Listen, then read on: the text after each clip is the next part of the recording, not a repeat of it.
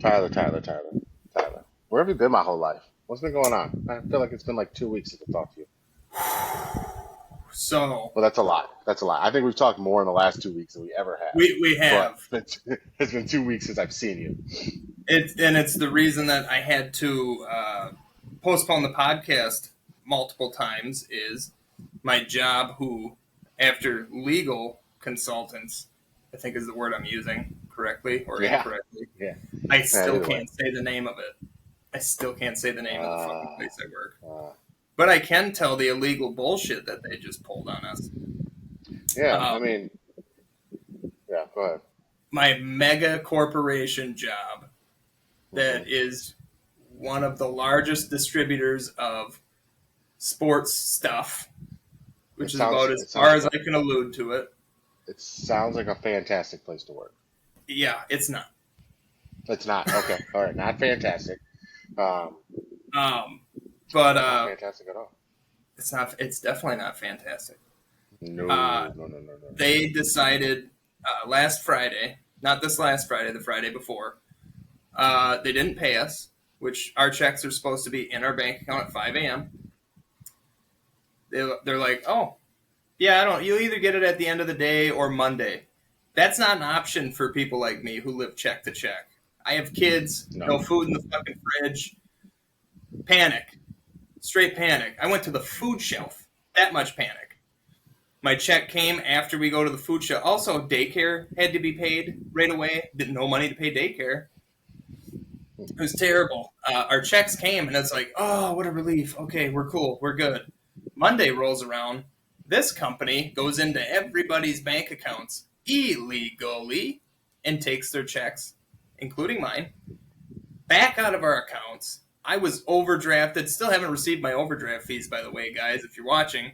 Still waiting for that. Then you're like, well, it's an error. We don't know. We'll fix it. Yeah. We'll probably fix it. A day and a half later, they finally send the money back. Still no overdraft fees. So it's just been a fucking panic fiasco of bullshit. But we're good. I have 2 weeks of notes. We're going to knock this the fuck out of the park. And one other reason I had to miss, and I'm going to do this shot right away to start the episode. Yeah. Well, and really quick too, I don't think that your company probably, you got to give them a little bit of grace, man. They had, we'll say, a very busy weekend. Okay. They were very busy this weekend. So they were probably prepping for that, and they forgot about your chat. It doesn't make me a fan when people do things like this. No. I am a rabid fan of companies who treat their people correctly. You could even call me a fanatic of those people. Like, I love companies that treat their people correctly. Not so much a fan of people that don't. No. Makes me not a fanatic of those people. No. It's outrageous. No. It's outrageous. All right. Well, all right. Well, not a fanatic of your work. I'll tell you that right now. You know what? I'm a fanatic of this episode we're about to have. It's going to be phenomenal. This is going to be good. Hey, can I just show? I want you to know the level of petty I'm ready for. War's our peace, baby. Right? If I ain't fighting, I ain't happy. So, everything about this episode, folks, I need you to understand, I'm ready for it. So I'm ready for the fight.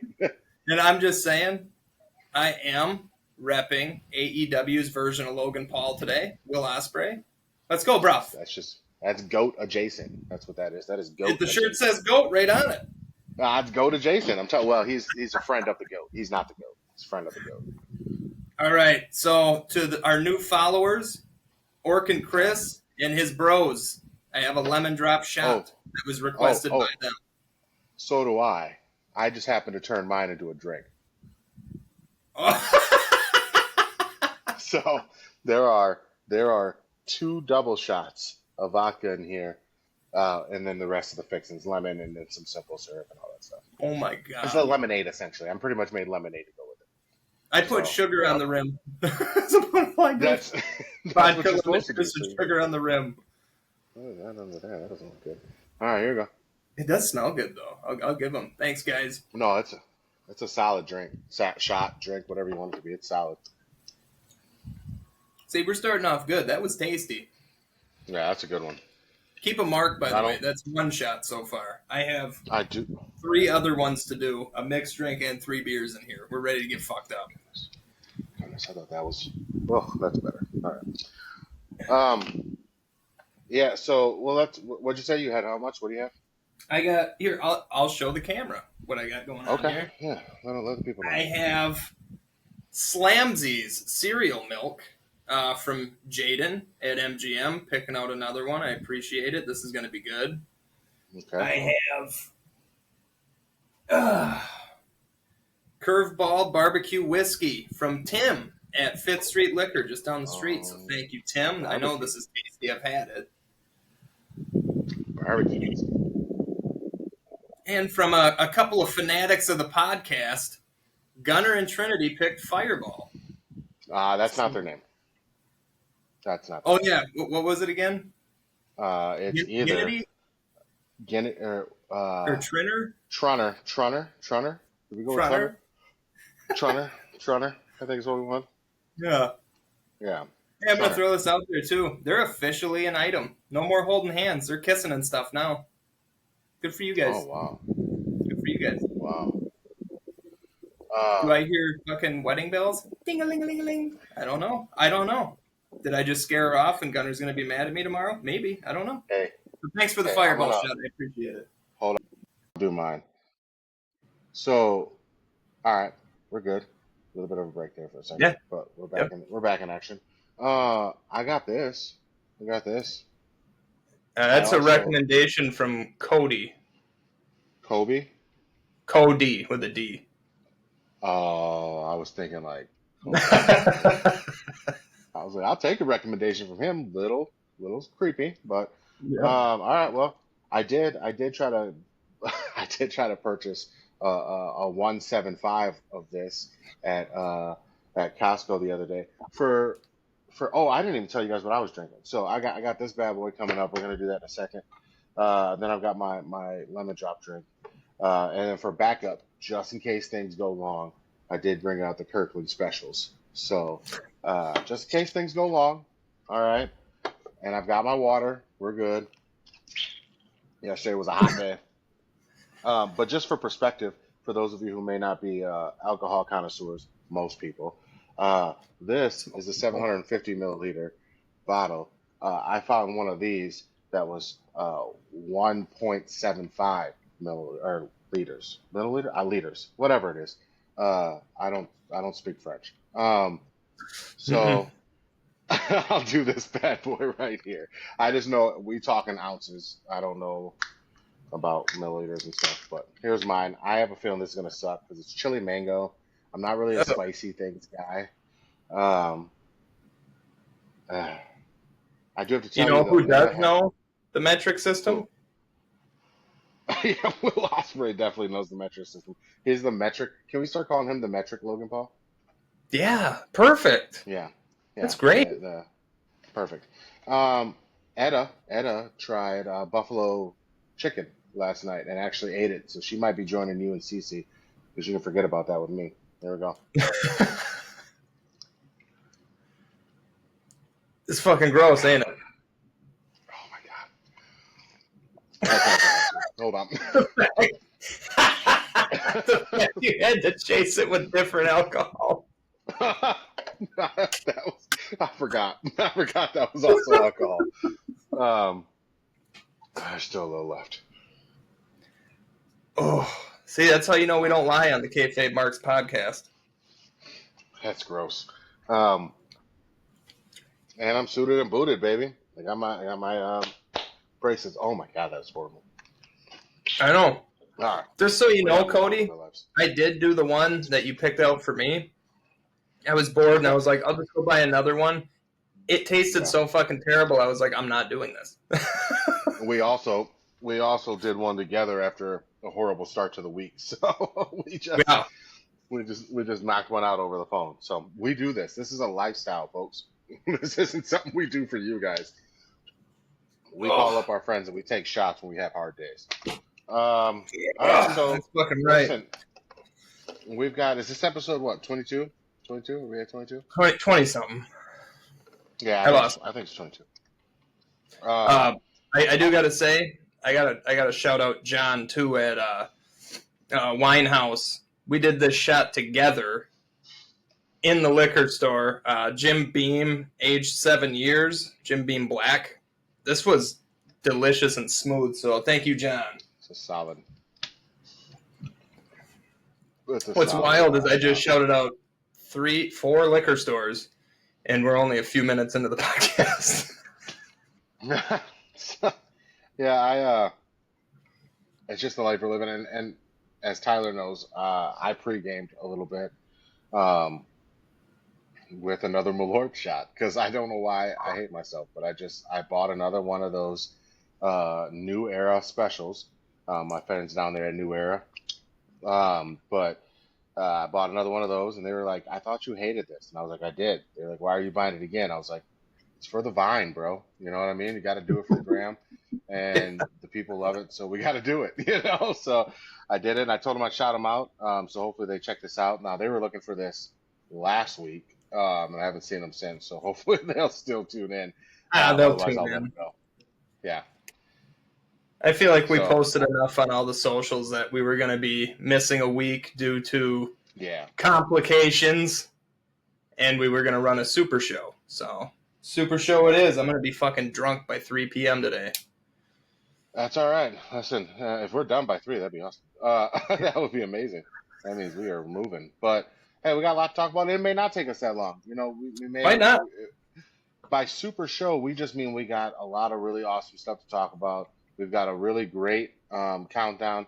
I was lucky enough to be afforded my big meaty men countdown the other day, a couple weeks ago. So now we're going to do the opposite end, and we're going to do the cruiserweights or the little guys. I kind of worded it as little guys. I think our rules on this one were just kind of anybody that would have competed in that cruiserweight division, right? So the 205 weights and under. No, I went with the Attitude Era version, which I believe was 215. What was Christian? Remember when Christian was running the cruiserweight thing? And yeah. What was it, 220, 225 or something? He might. Yeah, I'd say he might have been 225. So either way, I mean, I think all of our guys will fall into that. But if they're that weight, the 225 and under, it's from the Attitude Era. Otherwise, so I kept it in the eras of the cruiserweights. So whatever I got classified a cruiserweight for that time, their names are in here. Yep. We don't have a Dolph Ziggler in here. No. I mean, you know, we do have some people who now would not probably be considered little guys, but at least at that time, in the juice world that we lived in, you know, they were considered the little guys. So, all right. What do you say? Do you want to start? You got. So you want? Well, do we want to do this first? Or you want to go news first? Let's do the countdown first. I don't want to be too drunk to not be able to do the countdown.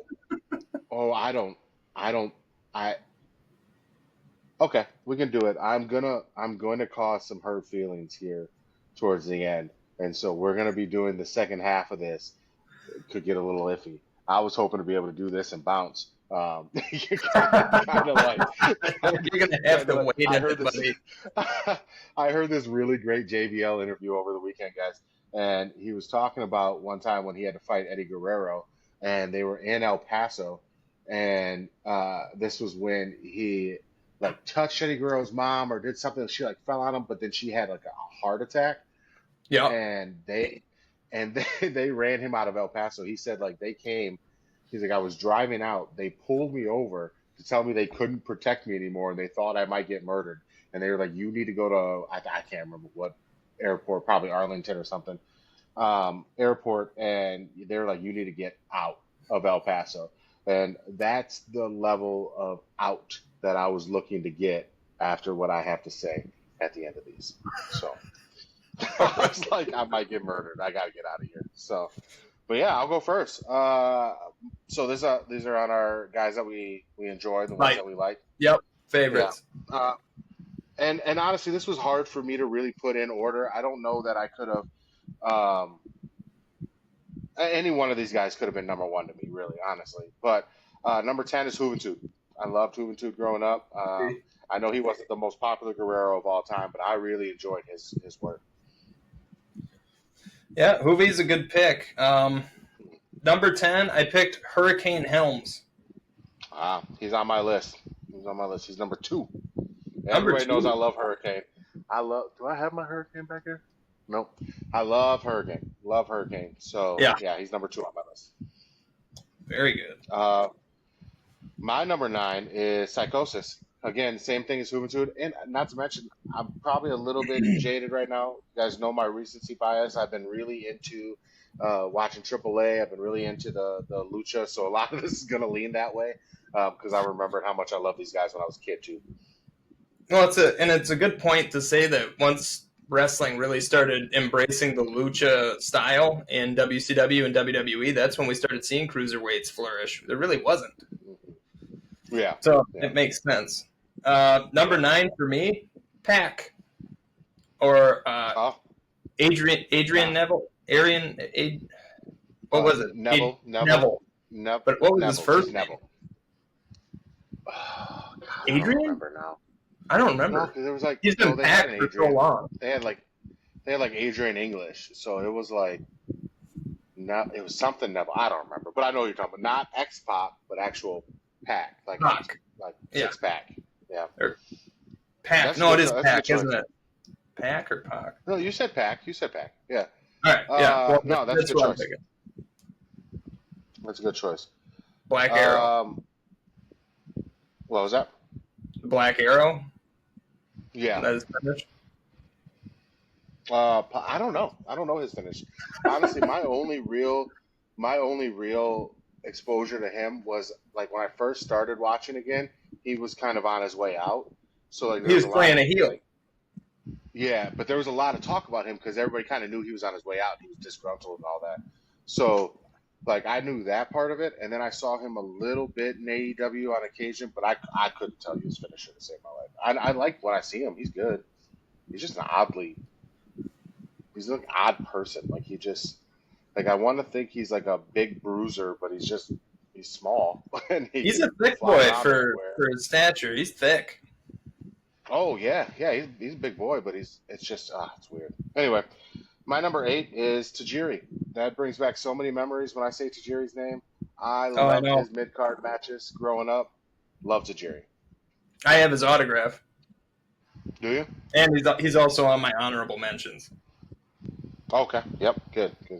That's he deserves. Number 8 for me is X-Pac. I'm right behind you there. I'm on 6 with X-Pac. So. Yeah. X-Pac on come on. That's cruiserweight size. I think X-Pac, like at his time, personified cruiserweights, but he always fought so much bigger. You know. He's not as short as everybody thinks. He's like 6'1". Yeah, no, he's just a skinny dude. But I love his moveset was one of my favorite. And now that I look back on it, I realize how it was a pretty simple moveset, but it was one of my favorites. I love the Bronco Buster was ridiculous. The X Factor is probably one of my favorite setups or finishers. Anybody does, and now I see a couple people in NXT are doing the X Factor again, and I love it. I love to see it. So yeah, he's good. That's a good choice. You got him at a steal at 8. Yeah. My number 7 is Billy Kidman. Ooh. Billy Kidman. Yeah, I thought worker-wise, I loved him because I knew no matter what he was in, it was going to be pretty dope. Like, he was a really, really good wrestler who could fit in all these different roles and all these little factions. He's got X-Pac, same as X-Pac. He can fit in all these little factions, and he was just always that guy that you could plug in, and it made sense to everything. But he always elevated matches. I love Billy Kidman. Yeah, I do. I always thought about his second run with WWE and how he was underutilized. Oh, and it seems to happen to guys like him, like when they come back. Luckily, like a Chad Gable, would I consider this his second run? I know he stayed with the company, but when you have Shorty G, that's a whole different era. But like I look at Chad Gable, he's one of the weird ones, honestly, where they utilized him more when he came back. But even my shirt, look at my shirt, man. These guys, AOP, they are the perfect example. They were underutilized when they were there. They came back. We got hyped. They were underutilized when they came back. They just couldn't write for them, which is mind-blowing that you can't write for those guys. But yeah. I would like to know the backstage politics about that. Why? Well, you're about to get it, man. You know that show that's coming out where they start showing the backstage stuff. I mean, you're gonna get some of that. You know, I don't know if I'm ready for it yet. I don't know. I don't know if I can watch it. I like to talk about the backstage stuff. I don't know if I'm ready to actually know. So, yeah, I don't know if I'm ready to see it. And I don't want the curtain pulled back that far. Yeah, I'm wondering how it's real for 5.5 hours a week. Yeah. All right. Did you do 7 already? Did you do 7? That was Billy Kidman, yeah. That was Billy Kidman. Rey Mysterio, because you have to. He's on your head, I know it. You don't have to. You don't have to pick Rey Mysterio. You could pick many other people. I can prove it to you. I have 10 other people besides Rey Mysterio on this list, and they're all good. They're all super good. Well, yeah, I picked Rey. It's self-explanatory. He's the biggest little man there's ever been. He is. He's a deadbeat father, but he's the biggest little man there's ever been. That's true. I already went for 6. That was X-Pac. Who you got for 6? Okay. WCW, Chris Jericho. Also on my list, but on the other one. So, wow. I have never been a Jericho fan. Not that I dislike him. I don't dislike him. I've just never been a fan of like Jericho. I'm telling you, these 3 this hated list is going to cause some feeling. There's one on here where you're going to be like, why'd you even add that? Like you're bringing that in. Why? So like it's going to be. I don't know what mood I might have been like. I don't know what I was doing when I wrote this list out, but I was feeling some type of way. It's drinking. It's disrespectful. My number 5 on this list is again a recency thing because I admittedly just now became familiar with this guy. He's already this high on my list, and that's Penta. Penta to me is just. I am so interested in what he's doing and his skill set. Obviously, I'm excited to see him with Rey Fenix, but I hope they keep him apart for a little while because I really like to see Penta work. See, I didn't even add Penta to my list. And I get it. It's a real recency thing. I know that, but I really love what he's doing right now. He's my only person on this list, I think. Let me look. Only person that's still active is Penta. So. Oof. So that was your number 5? That was my 5, yep. Daniel Bryan.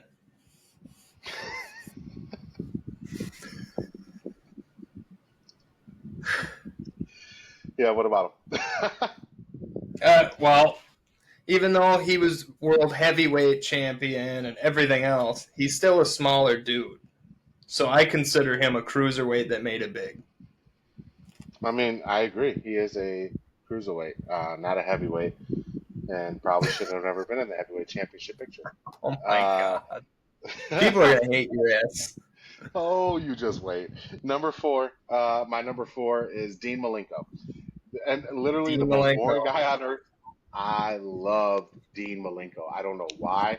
Maybe it was just that 1,000-yard stare that he did at his level. Yeah. He was so boring. Like the guy was so boring. But I was like, I love him. I was convinced he could beat anybody in a real fight. So yeah, he's on my honorable mentions. That's good. Yeah, Dean Malenko was that dude. I like to see him get credit. I don't think what was it? The Rascals, was that group when they came in? It was Radicals. Radicals. Yeah, Radicals. Yeah, I really liked that group. Like that group as a whole was really cool to me. That kind of fringe group, but then you had Dean Malenko in it out of nowhere. And I think that's what made me like him even more was you look at what was that? Perry Saturn was in that, right? Eddie, Dean Malenko, Eddie, Dean, and was it Benoit? Was Benoit the other one? Benoit, yep. And I felt like there was one more. Was no, it was just Raven the 4. was never a part of that. Raven wasn't a part of that. No, okay, so those four, and I mean, I always, Eddie and Chris Benoit at that time were two of my favorite people to watch. So, Yeah. And I thought Dean could whoop them both. Like that's how much I love Dean. So, yeah, Dean Malenko, number 4. All right, my number 4, Orange Cassidy. Solid, yeah. Gimmick wrestler, extremely entertaining. I've never seen an Orange Cassidy match I didn't like. Never. No, I think Orange Cassidy is one of those people that like I could see where like wrestling purists get annoyed by him because of kind of like the way he does things. But you gotta admit, like you put your hands in your pockets and you roll over, you do back rolls and you do all this different stuff, and I know the whole kick thing is kind of gimmicky and all that, but like no, Orange Cassidy's a talented guy, and if he wanted to do more serious wrestling and not do that stuff, he could, and he could be the best at it. I think he's a really good wrestler, so that's a good choice. He's not on my list, but that's a good choice. All right, your fan's getting picked up again pretty hard. You said what? Your fan. Oh, is it kicking up? Yeah. Hold up. Here, we'll do this. Is it oscillating or what? No, it's just on me right now. Listen, guys. I told you that there would come a day that I would have to wear no sleeves. All right, this shirt had sleeves at one point. All right, this shirt was not purchased without sleeves. It had them. Now it doesn't. It is hot, and I'm a very large individual. There's an air conditioner over there. There's a fan right here, and I'm still sweating. But we'll be all right. Yeah, you've been. I don't know if it's picking up for anyone else either, but you've been lagging like hardcore. Yeah, I think we'll be okay. Because this is what it was doing. It was doing that. I think it's my internet. It was doing it the other day. We've been having issues all weekend. But when I listened to that first part, we're good. We're cool. All right. You're on number 3. Number 3 is Rob Van Dam. I love RVD, baby. Really? Love RVD. I don't know that he ever really fully competed in the cruiserweights, but I thought he was a cruiserweight. Yeah, I don't know what he weighed. 220? If he did, that's just because he smoked a lot of weed at the time. Like he wasn't that big of a guy. I mean, he wasn't bigger than Eddie. He wasn't bigger than Dean Malenko. They were all about the same size. No, maybe height wise. Yeah, about height. I know he was thicker. He's a thick boy, but they were all about the same. Yeah, they were all about the same height wise and all that stuff. But yeah, RVD has always been a smaller guy to me. He was kind of what you consider to be Rey Mysterio. I always thought RVD was the biggest big man or the littlest big man there was, because I just always saw him fighting all these guys, and I love him. Yeah, RVD. All right. Again, I don't think he ever competed in cruiserweight. No, I don't think he did either. But I mean, neither did Daniel Bryan. I have him on my list. What's that? I said neither did Daniel Bryan, but I have him on my list. True. Well, that's because he's a small man. Number 3, Dirty Dom. Dominic Mysterio. Oh, my number 3. See, now, I got to look at and I see RVD and Dom about the same size. Like, I look at those guys to be about the same stature, wouldn't you? Height-wise, yeah, but RVD was definitely way thicker. Was it? Yeah. I agree with that pick, though. I do love Dirty Dom. Again, the only reason I don't think he's competed in a cruiserweight style is because they don't have it anymore. If they did, Dom would be running that division. So he'd be the champ for sure. Yeah, he'd be running. He would never be in this Intercontinental title picture. Which, again, part of me is glad that that's the case because he may not have got that sniff with that title for at all. So it is kind of awesome that they have that they eliminated that title for people like him. But yeah, I agree. I don't want to see it back. I just didn't like having weight classes because then it took away David versus Goliath matches. Yeah, I think you can do both, right? You can have a cruiserweight division where people compete in that division, and then every now and again you have somebody come out of there that shows some real dog and you're like, you know what, let this person go up and fight for the world heavy. They don't have to be in that mid card title picture. Right. And then the smaller guys can have, their title picture, their title, and that way they're not being, because I see a lot of these guys like these luchas and some of these flyers and a lot of people that do really cool things, but they can't really fit them into like the mid card because that like the Intercontinental title should be the next up, right? Like that Intercontinental title should be the Braun Breakers. It should be the Dominic Mysterios. The U.S. title's the same. It should be even elevated even more. I think like the U.S. title to me was LA like Knight did that. Yeah, LA Knight. I think LA brought it back. Yeah, I look at the U.S. title as like that guy is just outside of the picture, and then the Intercontinental title is like the next guy up, the workhorse, the guy who's doing all that. So let the cruiserweights have their title, but then you pick one or two of those guys who are showing some real dog, and let them go up and fight. And if the crowd's behind them, then you go ahead and you reward that, But so you're one that wants the cruiserweight division back. I want it back. Yeah, I do. I want it back. Yeah. Yeah, let us know in the comments because we are opposite on this one. Yeah, which is weird because I'm normally not an advocate for the cruiserweights, but I think there needs to be a place for them to be able to like shine, and even if it's not on, it doesn't have to be a main roster thing. It can be on NXT or it can be on Evolve. It can be on one of these other shows to begin with. But I think you'll find people want it. People might want it. I think once they see that and they get to see these cruiserweights and these lucha wrestlers and these high flyers like Fraxium and some of these other guys that are smaller and just realistically can't compete with the Romans of the world. Like it's just real. It doesn't even eye test. It doesn't make sense. I think there needs to be a place for them to be able to win some titles too. And I don't mean I'm not one of those guys that's like throw a bunch of titles in I don't want that, but I like having a 205 or a cruiserweight or just something call it light heavyweight. I don't care. Like just something, something that small. Japan has it. Japan has it. They've had it, and they've had it. Yeah. I mean, AEW has 48 championships. Just borrow one of theirs and let the little guys have it, So no, I've always they got so many belts over there. I know. It makes things interesting to a point, right? Like having a belt to chase makes things interesting. Storyline wise, I think some of these guys that they don't have, Legado del Fantasma and some of these Fraxium's doing well right now, but some of these guys, good.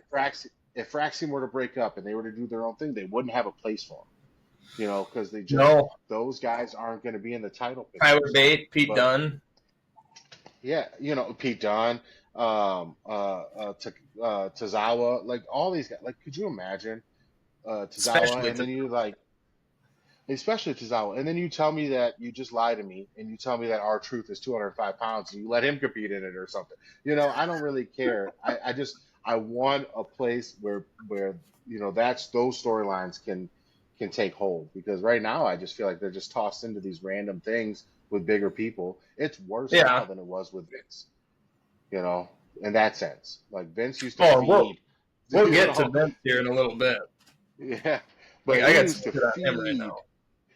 He would feed cruiserweights to Brock Lesnar, just feed them. Yeah, but I feel like it's worse now. You're not even feeding them. You're not letting them on TV at all. So, I'd like to see that, and I think there's a place for it. We'll see. This was a very good countdown for me. It turned my mind on a lot of cruiserweight stuff and how I want it back. I did not care so much before this. Who's your number 2? That was a Hurricane Helms, Sean Helms. That was Hurricane. Okay. I went with Darby Allin. That's another good one. Darby. Yeah. Man. Darby's insane. That man scaled a mountain and put an AEW flag at the top. That guy is awesome. So yeah, he's crazy. Yeah. He's crazy. Yeah, that's a good pick. I like Darby Allin.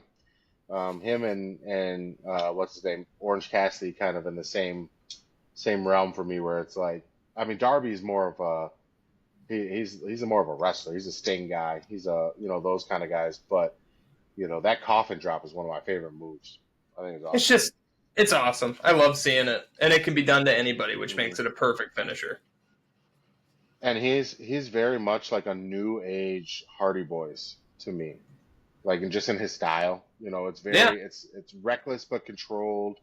He can do strong boy stuff, but he also he's gonna coffin drop on you from I would say he's more hardcore than Jeff Hardy ever was. Yeah, but that's who he reminds me of, is Jeff. Yeah. He reminds me of Jeff. Oh yeah, throw his body at anything. It's insane. Yeah. Like I said. Yeah, I love it. I think we're going to have the same number one. Huh? I think we're going to have the same number one. Eddie? Yep. Eddie's my number one. Early Eddie for sure. Early Eddie falls into all these categories, but Eddie is Mullet Eddie on that list. Yeah. Mullet Eddie, yep. Dom's daddy Eddie. Dom's real dad. Yeah, Dom's real dad Eddie. By the way, that Father's Day post by him, I don't know if he did that last year, but if he didn't, solid gold. Did you see it? No. It was he sent a happy Father's Day to Eddie Guerrero. Oh my God, that's fucking brilliant! And it's a picture of him and Eddie for Father's Day. All right, for good honorable mentions, I did want to say guys that just missed my list. Spike Dudley, another dude that just got he got thrown around constantly, and everything he did looked amazing. They threw him into stuff, man. They threw him into literally. Crash Holly, always carrying around that scale and everything. His hardcore championship run, the 24/7, it's always on the line. Crash made that work. The hardcore, I loved the hardcore title back then. I mean, I thought his cousin made it work, but yeah. Yeah. Christian, early Christian. Matt Hardy was also a cruiserweight champion at one point. That was going to be my question. Ray Phoenix. Yeah, I was going to ask if you thought the Hardys would be a good honorable mentions. I didn't add them, but I thinking about it, I kind of wish I would. Well, I thought both of them. Matt was a cruiserweight champion. Yeah, I do remember that. Yeah. Yeah, so that's why I put him. And Jeff is smaller than Matt, so I mean, I guess you could count them both. Yeah, I mean, Jeff was always smaller than Matt. He was always smaller. So, all right, man. You ready for the hated? You can start it off. All right. Number 5 for me, Ricochet. His style is too obviously choreographed, and he's a dick. That's what I wrote. It is. There is something to be said about you saying that about Ricochet while you're wearing the same shirt that you're wearing. I just want to bring that up. Hey, I'm trolling this fucking guy. Now, I happen to agree with you about Ricochet, but so I do agree with you though. Ricochet is way too choreographed for me. I was so hyped on him. Ezra loved him. Like he was like Ezra's favorite for a while, and I was like, I really want him to do well. And I don't not want him to do well now. I just have never. No. I know his style now, and I'm just not a fan of it. So I'm with you on that one. No. Right. Who's your number 5? My number 5, technically, okay. My number 5 is Chris Benoit, right? And the reason it's number 5 is because I had to add him to this list because of what he did, right? And I don't think we can ever skip past what he did. I do think his contribution to wrestling and what I watched when I was growing up would put him on my favorite list had he not done what he did. So since he did, and it was so terrible, he's got to go on my hated list. But I'm not going to put him at number 1. That's saved for somebody special. But number 5, Chris Benoit. I loved his work when he was here. I still think Carmelo Hayes, when he does that little spin thing, when he does that spin and he drops him down, it's like a little spinning bulldog. You know what I'm talking about? Carmelo does it. I still think Carmelo could watch some old videos, spin around that bad boy and drop that into a crossface and have a nasty finisher. Oh, 100%. But yeah, I the crossface was one of my favorite finishers. Because it looked vicious. It was nasty. It was so disgusting, and it always was. preceded by a guy who jumped off a top rope and headbutted you in your shoulder. So you knew the guy was crazy and he wasn't letting go of that hold. But unfortunately, the man had many, many demons, and he made at least one horrific decision in his life, and the ripple effects are horrible. But yeah. So fuck Chris Number Benoit 5. and fuck what you did. But he's on the list. All right. Number 4 for me, Enzo Amore. I put bad wrestling skills, shifty, and I don't trust him. Oh, see, we feel opposite on Enzo. I should have had Enzo on my love list because I love Enzo Amore. I liked him. I thought he was entertaining, but a lot of the backstage stuff that I've heard of the guy is he says one thing and does another. Yeah, it's all allegations. Like he's had allegations, but yeah, but you got to look at why is he not back? If it was just allegations, a lot of that turnover has already happened. Why are you not main eventing? You're not main eventing, but why are you not headlining stuff in AEW if you're not a back? Yeah, I don't know why Tony Khan hasn't hired him. Honestly, you got Big Bill there already. The Jericho Cruise, Enzo showed up there to partner with Big Bill. Clearly, somebody feels pretty strongly about those allegations because he is on the Jericho Cruise. He is doing that stuff, and he's still not in AEW. So, I think it's coming at some point. There. What's that? I said I think it's coming at some point. I hope so. I really would like to see him back in the WWE. I think he would do good work. I know it won't happen, but I really. And the reason it won't happen isn't because he had the allegations, but from what I heard, it's because he had the allegations and he kept them secret. And then when they broke, WWE couldn't really, they had nothing there to defend him, protect him. No, I can't think of the word. Yeah, they were blindsided, and they didn't like the fact that they were blindsided by something like that. It's the same reason Odyssey Jones got fired. Correct. And I was going to say an Odyssey Jones situation is different, and the fact that his stuff was not different. It's similar.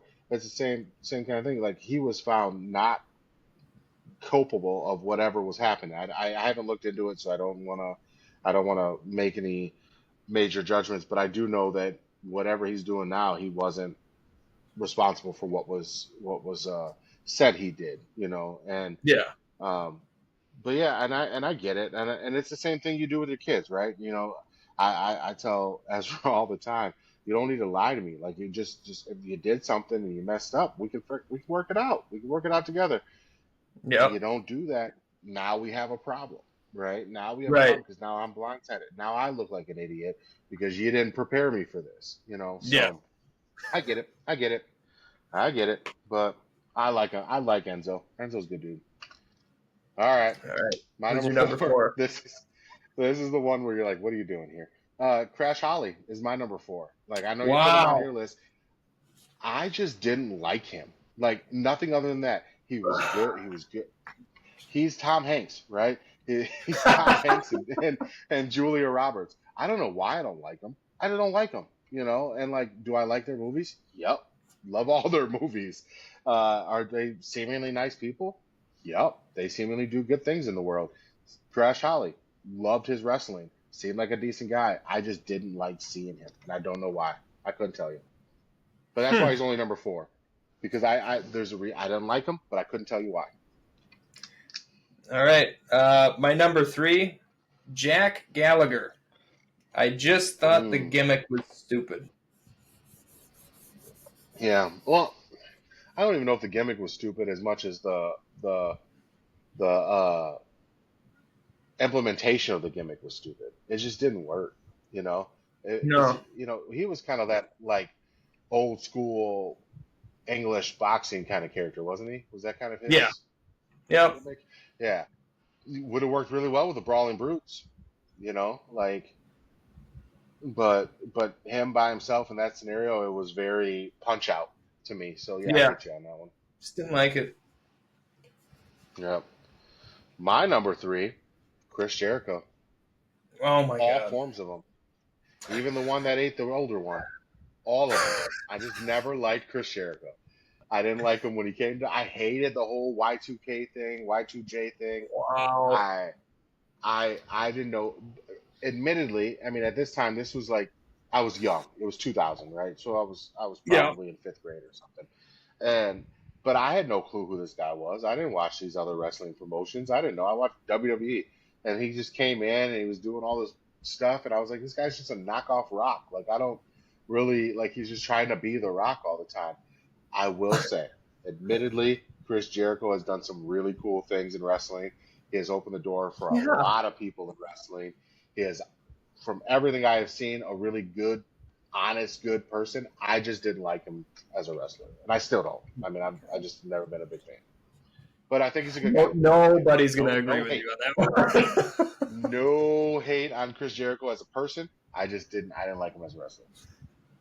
The next two, All right. not the same. I think you probably know who my next two are, honestly. Maybe not my number one. Maybe. Number two, Sin Cara. Sucks, worst botch machine in wrestling history, and a total dick. Yeah. Well, didn't he just he just wrestled recently, didn't he? Did he just wrestle? Yeah, he's wrestling as Mystico now. Yeah, Mystico. Yeah, and people are forgetting about Sin Cara because him as Mystico has been pretty nice. I wouldn't know. He Cara, ruined that for me. Sin Cara was trash. We've talked about that. We have the compilation on TikTok somewhere. I'll put it up there. Oh my god. Yeah, he. My number two. My number two, in the month of Father's Day, has to go to the deadbeat dad himself, Rey Mysterio. I knew he'd be on it. He would have been number one, but I can't give number one to a father who doesn't show up for his kids. You know, that's just all there is to it. So, in any countdown, I can't give him number one. So, Rey Mysterio, you're number two. And I wouldn't give you, Ray, I wouldn't give you the satisfaction of being number one on any of my lists. So, there you go. All right. Sure. My number one. You're number one. Oh. Why? So, okay, I'm glad you said that.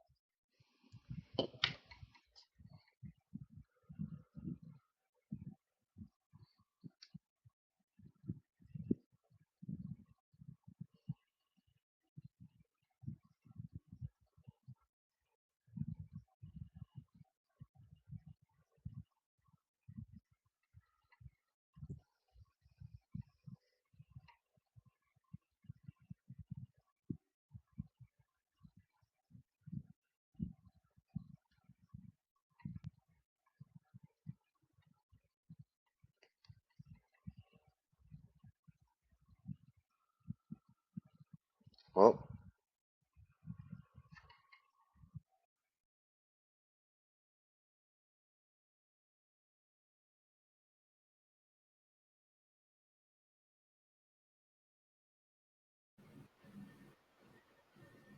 What the hell happened?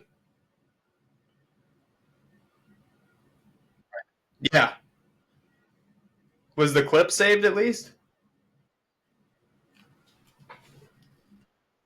Oh, thank God. It booted me.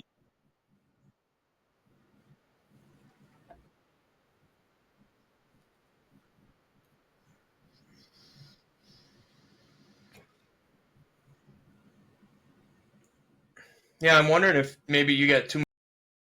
I don't. Anyway, Tyler, what was number one? Austin Aries. I have total dick and impossible to work with. And for how talented he has constantly gotten in his own way. And I really noticed him getting in his own way when it came to that WrestleMania when he was on the pre-show against Neville, and he fucking cried about it. Honestly, I think that might have been my only exposure to Austin Aries, and I kept seeing all this stuff come up with him all the time about like him going to WWE or him being a free agent and all this stuff.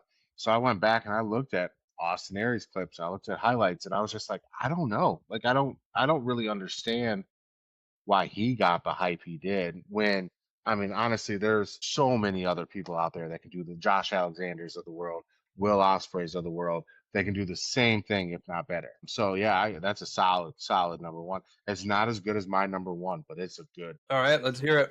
You want to know my number one? All you Yeah, got to do is give me one of these. Go ahead, put it up Fucking there. knew it. I knew Put it. it up there. Go ahead, put it up there. I'm not doing It's it. Daniel Bryan, the most overrated wrestler in my lifetime that I can think of off the top of my head. And yeah, he's number one on the little guys because sure, he won world titles. All right. But sometimes that's because people feel bad. And so they give people things. No, I'm kidding. That's rude. No, he earned his stuff. But I still, to this day, am not a Daniel Bryan fan. I do not, I never liked him. I don't like him. I think he's overrated. I saw he came back the other day and I was like, I didn't even know he was gone. Like, it's just, I'm just like, that's how much Daniel Bryan, in my opinion, is just, I take him or leave him. I would leave him. So, I know it is not what people want to hear. They love Daniel Bryan. I get it. They want to feel like winners. They want to feel like winners for a minute. All of our lives suck. It's just, pick somebody better. So that's all. All right. I got 3 honorable mentions. Yeah, I got Jack one. Perry, crybaby politician who gets choked for it. Who choked him again? I don't remember. Who was that? Do you remember? Jack Perry? So, who choked that guy? It sucks for me because I know he was wrong in that scenario, I'm pretty sure. But I always liked Jungle Boy. Like, Jungle Boy was part of the reason I watched AEW to begin with. So that does suck. Now, this new Jack Perry thing I'm not so much into. But I have a Jurassic Express 2-pack, and I have CM Punk on top of it just to prove a point. Yeah, Jurassic Express was weird, but also a really great way for them to take those two people and put them together. I thought that was awesome. But I like Jurassic Express. Jack Perry fucked up, and that's it. There's no other way around it. I liked him, and then Punk choked him, and then I was like, if you're an enemy of Punk, you're an enemy of me. I hate you. He's a kid, Jack Perry's a kid, and he acted like a kid. There's no other two ways around it. Like, he acted like a child. And, I mean, that's not to absolve CM Punk from his responsibility in that. I thought CM Punk could have been a little bit more mature in that situation, too. Yeah, he should have choked him harder. I agree. I do think that was Jack Perry's fault. But who else you got? Joey Janela. I never liked him. I never liked him. Not even when he was with Sonny Kiss, any of that. I hated who his gimmick is. I don't like him. He's a douchebag. And what solidified it is the bullshit he said about Sabu. So, Joey Janela, suck a dick. And then Ultimo Dragon, full of himself to the point where he got fired by WWE within a year because he tried to tell everybody that he was the greatest wrestler of all time. If you Google Ultimo Dragon, one of the first pictures you'll see is his arms out and a belts, like 9 or 10 belts wrapped around him, and that all went to his head. WWE doesn't care about what you did. They care about what you're gonna do, and he didn't understand. Well, and belt collector, that's the thing about this belt collector gimmick, right? So he did it, Kenny Omega did it, and now they have Mercedes Moné doing it. And I promise you, in my opinion, again, I just told you I hate Daniel Bryan and Rey Mysterio, so take this with a grain of salt.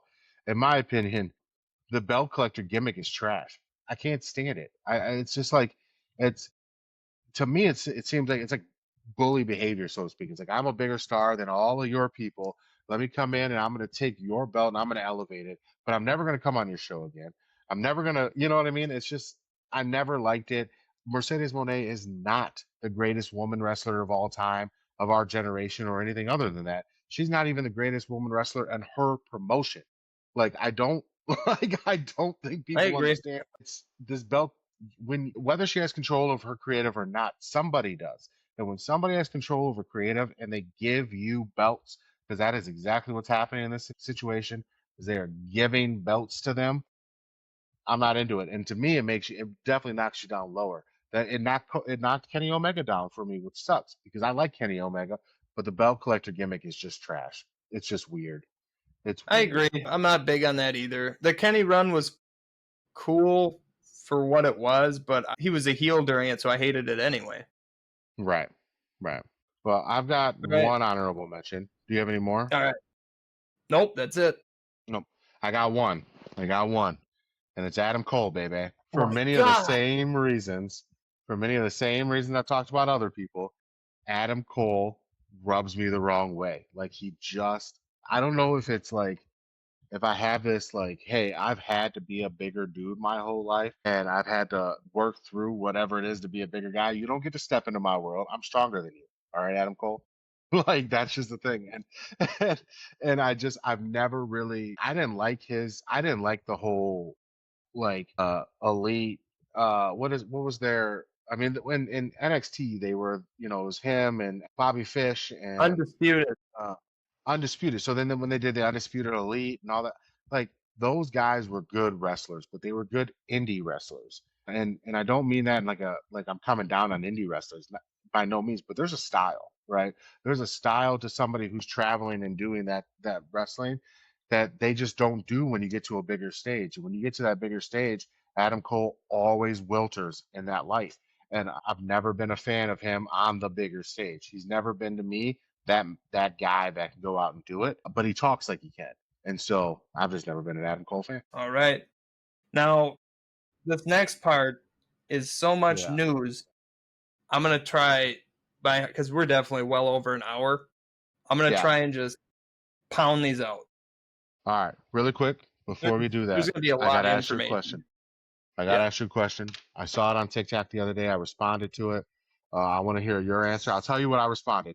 But the question was, if you were in a bar fight, you could pick one WWE or one wrestling person of all time. Who would that wrestling person be to back you up in a bar fight? I think we've talked about it before. Of all time, but just one person. Andre the Giant. In a bar fight? Yeah. Man can't even get in the building. He's not getting in. No, young Andre. I mean, young Andre. Not fucking WrestleMania 3 Andre. I'm gonna have to help him.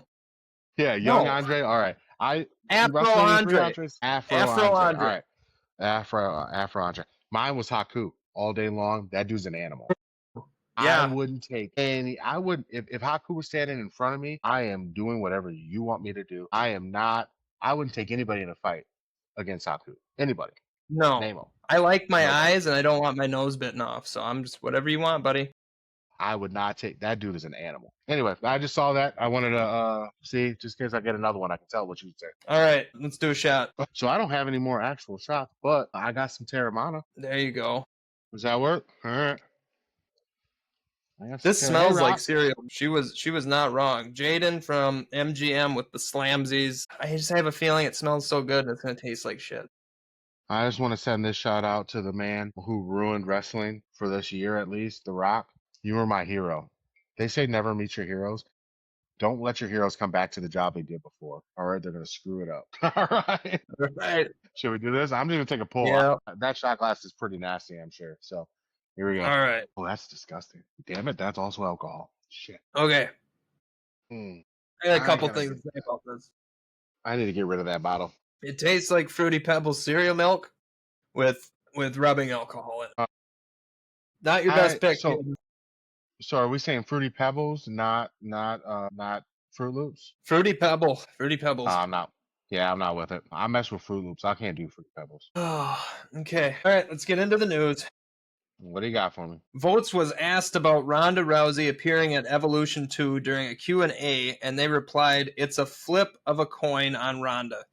She will be back in the WWE at some point. She has connections with TKO. We just don't know if she's going to appear anytime soon."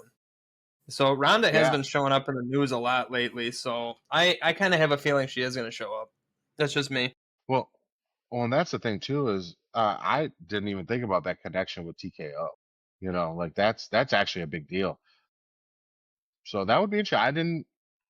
I don't know where I've been lately, but you guys have been getting way better news than I have. So you and my wife. I did not know that was even an option. So we'll see. I'm interested in that. I am. All right. Fightful was told that the WWE female talent found out about Evolution 2 at the same time the fans did. And it was reported that a lot of the women in the locker room were not happy they found out that way. And there is also a lot of talent that are not happy with there even being an all-woman PLE. So it kind of sounds like most of the women are honestly against an all-woman PLE. I don't know. Maybe they think it's not going to do numbers, and then they're gonna feel bad, or what? I'm watching it. I think that more so in that scenario, the women are thinking we've elevated ourselves beyond needing an all woman PLE. And I would implore them not to think of it that way. I think that this all women PLE is not a gift from whatever male TKO gods there are. I look at it as an opportunity to see more women wrestle on an elevated platform, and for that, I'm excited for it. It does suck that that's where they found out, but I don't want Yeah. anybody to think of it as like, oh, here's this gift they're giving us because we're women and we need it. You don't, because I think women could the women matches, I've said it on this podcast for the last 6 weeks, right? The women matches are better than the men's matches in many cases right now, especially the top level ones where they're doing, Royal Rumbles and Money in the Banks and things like that. So I can see where they're frustrated about finding out that way, and I can see where they're frustrated if they perceive it as we need this, but I don't. I perceive it as we need this. Right? The fans need this. We need to be able to get to. I want to see a whole card of just killer women's matches, and I'm pretty excited about that. So hopefully that's the way they come around to it. So I hope so. During an interview on the two-man power trip of wrestling, Jonathan Coachman said he knows for a fact that The Rock doesn't get along with Triple H, and they are always butting heads. Coach said he has really good intel close to the situation that indicates there is a big power struggle going on behind the scenes in WWE. And Coach then says he thinks Triple H will be not WWE within 18 months. we had an opportunity here, and we had an opportunity for somebody to step up and not be Dave Meltzer. Like, you don't even have to be something special. You just have to not be Dave Meltzer. Jonathan Coachman, you are being Dave Meltzer right now. You don't know this. You don't. You don't know this. You don't know it. Now, do I believe that Triple H and The Rock have probably a healthy amount of competition and conversation? Sure. I'm sure they do. Do I think is The Rock more valued than Triple H in the eyes of TKO? Absolutely. Right? But they're fine. They've worked together for 30 years. Like, these guys All are right. fine. Oh, I got more to John, add to it. Lord. All right. Former NXT star Wolfgang told Cultaholics Tom Campbell that The Rock and WWE had a bit of a falling out while preparing for WrestleMania 40. The Rock apparently thought WWE was going to set him up with a private jet to take him to LA to train with Gallus, while WWE assumed The Rock would arrange his own transportation there. Wolfgang thinks it's a case of someone big leaguing the other one. So there's a little more of Triple H and The Rock, My thing fucking then, with and each that other. is, Gallus, you weren't even there. So, like, I'm sorry. I'm sorry. It's like, how do these people, like, these are people, like, you just got cut. You know what I mean? Like, you just got cut, you're released, or your contract wasn't renewed. Maybe this is true, but I don't see it being that big of an issue about people who have literally worked together for as long as most of us have been alive. Or people that have $500 million. Right. Like, The Rock doesn't need WWE. WWE doesn't need The Rock. Okay. That's fine. That's fine. All right.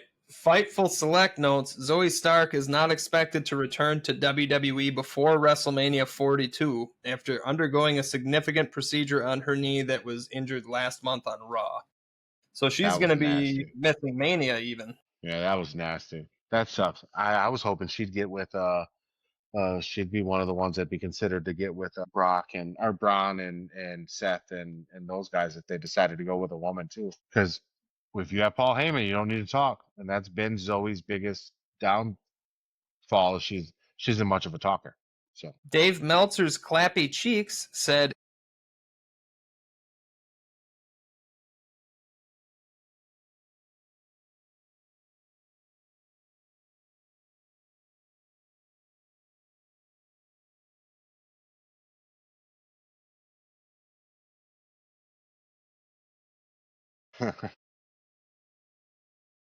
Well, I mean, I will say for for AEW, it's par for the course though. I mean, so that's I mean, if they're gonna be doing 4 hour pay-per-views because they're not PLEs for them pay-per-views, why not do a 4 hour wrestling content during the week? You know, your fans are already prepped to do 4 hours, so yeah, I don't see a problem with it if it works for them. You All know. right. Dingleberry, Dave Meltzer said WWE tore apart what they were going to do at Money in the Bank's main event to do R-Truth's big return, saying the moment was more important than the original story. So again, Dave Meltzer just point out the obvious. Hmm. Just wanted to give you a little something. It just it's one of those things. I'm starting to get used to it now. It's one of those things where like I noticed that Dave Meltzer just like he looks at a situation and he goes, how can I turn this into a story? I get it. They scrapped this to make this happen. Well, duh, they scrapped what they were gonna do. If it wasn't a work, right? And I think most Mhm. people now believe that it wasn't a work. It was a real thing. He was let go and he was brought back. I don't believe it yet, but a lot of people believe it. If it wasn't a work and they brought him back and they were like, we're going to bring him back this way, then obviously they had to scrap whatever they were doing. I don't think it's some big conspiracy that they stopped doing that to do this. It just, I don't know. Doesn't make sense. BodySlam.net is claiming Truth signed a new deal that isn't a normal active talent deal, but it gives him the opportunity for one final run. So it's not even for a year, allegedly. Yeah. This is his final run. Once he's done with this crazy R-Truth gimmick, he's done. I bet it's very similar to the deal they gave Braun Strowman, though. You know, where it's like, hey, we'll bring you back, but you're gonna do, you know, you'll do a run, and this time he couldn't do a run, he was hurt, but you do a run, and then that's gonna be it, and then we'll bring you back when we're ready for you to do another run. And I have a feeling that'll kind of be the same with our truth, is he'll more or less be a contractor. I I mean, think yeah, he'll for get a sure. Legends deal when he's done. Yeah, yeah. Oh, for sure, a Legends deal. But I'm just saying this, even active wise, I think he'll just be one of those guys who can go do his own thing, and then they'll bring him back when it's time. A Fightful Select says R-Truth ignored all calls from WWE throughout the week before his return, and Nick Khan personally took the reins and worked out the deal with Truth. So Truth was that upset that he I said, would have been. no, fuck him. Yeah, and I agree. And the fact that it took Khan to bring Truth back tells you how pissed he was. Well, and again, if it wasn't a work, and that's fine, then that makes sense. That's crazy though that he was that mad, but it makes sense. I would have been pretty upset too. We were all upset. My wife cried. All right. Dave Meltzer, who originally said Punk was replaced by Seth Rollins for Night of Champions, now acts like he never said that and is now saying Punk has been planned for Night of Champions for months now in Saudi Arabia. In this book of notes that I have a quote from Dave Meltzer saying, remember, CM Punk has been taken out of all promotional videos for Saudi Arabia. CM Punk has been replaced by Seth Rollins to go to Saudi Arabia. Now he's like, I never said that. I got it in the notes, Dave. Got it in the notes, you lying sack of dog shit. I have to say that I was kind of shocked, like you were, that Punk was going to do Saudi Arabia. I do get that he's doing this for the story. He knows that this is the one to make because this is, you know, John Cena picked Saudi Arabia because Punk didn't said he would never go there. It makes more sense now. And then It after makes seeing what sense. happened, yeah, But what I think really happened is I think they knew Punk wanted a match with John on his last run. And I hmm think that they knew that they would sell out for sure with Punk going to Saudi. So they said, we'll give you your match with John, but it's going to be in Saudi but Arabia or you're not getting it. it has to be in Basically Saudi Arabia. forcing Yeah, Punk to do it. yeah, yeah. I agree with that. I agree. I mean, and it was one of those things where I don't look at him as so much as like, come on, Punk, you're going back on what you said, or you're doing this, you're doing that. As much as he knows some things are bigger at the moment. He is such an advocate for so many people all the time that I can't Yep. blame him for this one. No, I I gotta let him don't. slide on this one. Normally I'd hold him to the fire because I'd say, you know, live your words if you're gonna do this. But this one's bigger, right? This is This is John here. Cena. This is CM Punk. This is That final you run. that his final run, like this cannot happen again. Like this This cannot happen elsewhere. This is where it needs to happen. And that promo last night, man, that promo last night was wild. So good. Stole the show. I am starting to not regret, because I don't know how you would do that in this scenario, but I'm starting to be kind of frustrated that I didn't watch more John Cena growing up. So I'm like, man, this guy's cutting sick, vicious promos right now. So, my jaw was on the floor. I couldn't believe it. I couldn't believe it. On the 6 Foot Under podcast, Undertaker and Michelle McCool said Taker had emergency heart surgery following WrestleMania 41, and that he was told by doctors to not even attend the show. Michelle said she couldn't even focus during her Hall of Fame induction because of how worried she was about her husband. So Taker's good now, but he did have emergency heart surgery, almost died. And another thing is, where is Taker's buddy, his original co-host from the 6 Feet Under podcast? All of a sudden, WWE's got their hands in it. That dude's gone. Michelle McCool is in his spot, and nobody's saying shit. What happened? I liked that guy. I don't know who that guy was. Who was it? Do you know? It's just one of his buddies, one of his hunting buddies. But he was good. Yeah, no. I loved it, and now he's gone. So thanks, WWE. He probably couldn't sign that WWE deal. But yeah, hey, Taker's alive.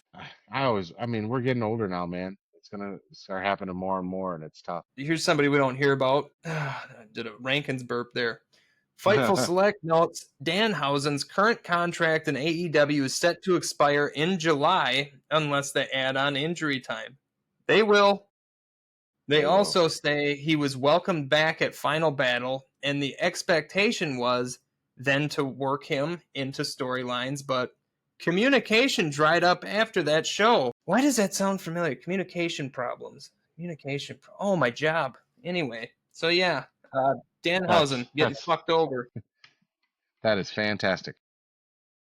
Fucking fantastic. Then I have Goldberg stuff that I predicted too. I have it right on here and crossed out that it would have been a night before Goldberg's return. I called it, but it is what it is. I won't take credit for it, even though I did. I called it. It was crazy. Apparently, everybody saw that coming. I didn't see the same stuff that you guys did. You and my wife called it too. I don't know if I was just super tuned out. I'm really working on getting a new motorcycle right now, so maybe I was focused on that. But I just did not see that. And then when it happened, I was like, well, shit, there were signs in the audience, so I guess everybody saw it. But yeah, I'm not okay about that.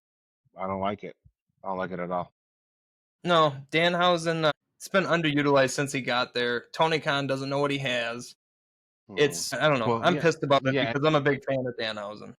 On the Danhausen thing, you mentioned Goldberg, but on the Danhausen thing, I would love to see Danhausen as we are clearly seeing the WWE move on from truth. I would love to see Mr. Iguana, a Danhausen, somebody like that can come in, show some really good, solid wrestling, and still be funny, still be Santino Morelli, still be, awesome in that sense. So I would love it. I'd love to see Danhausen. I'd love to see Mr. Iguana. I'm all good for comic relief, every now and again. I agree. Bodyslam.net also says WWE is now talking about holding the draft after SummerSlam and tying it into their season premiere of shows coming out. We have been talking about this fucking draft for like 8 weeks now, and I just don't care anymore. It's going to be, so based on all of this, it's going to be very disappointing. Like, that's just, they're doing too much with it. Just be simple. Make it a draft. Make it what the NBA does. Make it what the, MLB does. Just make it fun. But no, they're doing too much. Just do it already, for fuck's sake. Yeah. It's going to suck. No, I'm with you. It's going to suck. Asked on Fightful Select's podcast this week about Thunder Rosa's challenge to Britt Baker for All In Texas. Sean Ross Sapp said that Rosa hadn't necessarily gone rogue, but was certainly cutting her own angle and didn't pitch the hair versus hair or match at all to AEW before issuing the challenge to Baker on Busted Open Radio. So no, but I was going to say, going into business for herself. Well, I was going to say I listened to this episode. I was listening live. It was one of those long drives I was doing. This is right before the Sirius XM person screwed me out of Busted Open. We're going to talk about it. We're going to talk about it, you and I. We're going to get on the phone together again. Because I asked that woman 4 times. I was like, hey, I didn't say this, but I was like, I used to do this, so I kind of know. I was like, are you sure that this package is going to have Busted Open radio on it? It's on, I can't remember the channel, but I said the channel all the time. And she's like, yep, you're going to get it. I was like, are you sure? Because in my experiences, it doesn't have that one on there. She's like, yep. Well, it didn't. So I haven't been able to listen to Busted Open since. But I did listen that day. And we would have been reprimanded for that. We both worked for Sirius XM. We would have gotten in deep shit. I know. That's why I said, I was like, look, I'm asking you 4 times. I asked you 4 times. 4 times. So we'll talk about it later, Sirius XM. I'm gonna let this bill add up a little bit so they can get some credits that they can get back to me. Yeah. Do we need to bring up the time before me and you were friends and you were just my boss that I got pulled into your office and almost fucking fired? Yeah. Do we need to bring that up? I remember because it was a very similar situation where it's like, it was just, but this was, the crazy thing about this was I call you, you know what I mean? Like we were calling people. We were reaching out to them. So I can understand being a little less, excited to talk to me when I called you, or when you called me, but I called you. So damn it. Yeah. Don't lie. You just had to listen into that specific phone call though. Thanks, buddy. Appreciate it. Yeah, I did. Listen, I had a knack though. Back in the day, I had a knack for just getting on a call at the right time. And it happened. It happened at all sites. It's probably the only reason I kept getting promoted. Like I have no clue what happened, but I would just be like, hey, I'm gonna go. Pretty much what I would do was I'd be like, all right, I'm gonna go talk to Tyler for a little while, but I gotta listen, while I talk to him. Otherwise, this doesn't work, right? So I would just normally put the headphones on, slide that ear out of the way, and then just sit there and hang out for a while I listen to your calls. Well, I happened to tune in before I got to you. I happened to tune in and hear the call, and I was like, damn it. Because I'm a man of the rules, and I like to follow the rules, and I love my job. So I was like, damn it, Tyler, come on, come here. It happened this quick too. I hung up, and you're like, Tyler, can I speak to you in my office? I was like, God damn it, yes. I need you to know I was more upset than you. That was one of those parent moments. This hurts me more than it hurts you, damn it. All right, I was just trying to come over and have a conversation, and you're out here fucking up. So I was pretty mad about it. But anyway, I did hear that episode, and she tried to not say it. Like they just wouldn't let her. She was like, well, you guys can figure it out. You guys can figure it out. Bully Ray was like, nah, say it. Stand on it. What are you talking about? And she was talking about, they were originally talking about hair versus mask matches in the lucha world. And that's how they brought up the hair versus hair match for Britt Baker. But I fully believe. I was curious how it even happened. Yeah, it was hair versus. They were talking about luchadors because this was right after the Worlds Collide thing, and it came up. She was like, I would really love to do a hair versus hair match with somebody who you guys would think it was awesome, and she was like hinting at it and playing with it, and they were like, no, like, who are you talking about? And I expected it to be Dave, or not Dave, sorry, I was gonna say Dave Meltzer. But I expected it to be LaGreca because she has wrestled against LaGreca before. So I was like, oh, she's going to do a hair versus hair against LaGreca. But then when she said Britt Baker, I was like, whoa, you can't do that. Yeah, and where's Britt Baker been? Can't say that. Has she even been on AEW TV? No. I think in like 2 years. I haven't seen her. She's still under contract for another year and a half. Yeah. So she's just being held at gunpoint by Tony Khan. I think it's time to do, what are we calling him again? Trenner? Is that it? Gunnity? Yeah. The bullet one. Bite the bullet, buddy. All right. At least I know I like Fireball. I'm thirsty. I know I don't like this one, but we're going to be all right. Why? Can you hear me? Yeah. Can you hear me? Are you there? All right. So thanks for that shot. Cinnamon toothpicks, like my dad used to make. What that tastes like. Bodyslam.net's Corey Hayes says WWE is working closely with a mainstream artist to create a new entrance song for Seth Rollins. I did see Limp Bizkit's Fred Durst reach out to WWE recently, wanting to get involved in the company again. Hayes also mentioned that Rollins with Heyman, Reed, and Breaker are expected to receive an official WWE name soon. I hope it's Limp Bizkit. Okay. All right. Well, in that case, yeah. I liked what they did with their entrance when they mashed it up together. I just hope it's Limp Bizkit. We got to get rid of this fucking Def Rebel shit. They're terrible. I agree. And Limp Bizkit would be dope. Just anybody, really. An interview with any People, actual musician. Nikki Bella says she's back in WWE for an extended run rather than a one-off match. She said, "You'll definitely see me for a bit. It's not a quick in and out." WrestleVotes heard that WWE is hopeful to get Brie Bella back in the fold with a creative idea for the women's tag team title match at Evolution currently being on the table. We'll get more into this because a lot of things changed with Liv Morgan getting injured. Mm-hmm. Yep. I was going to say, because she's the champ, right? They're the champs? Yeah. Yeah. Yeah, and I think her injury was a dislocated she needed surgery shoulder, right? too, though. Yeah, I mean...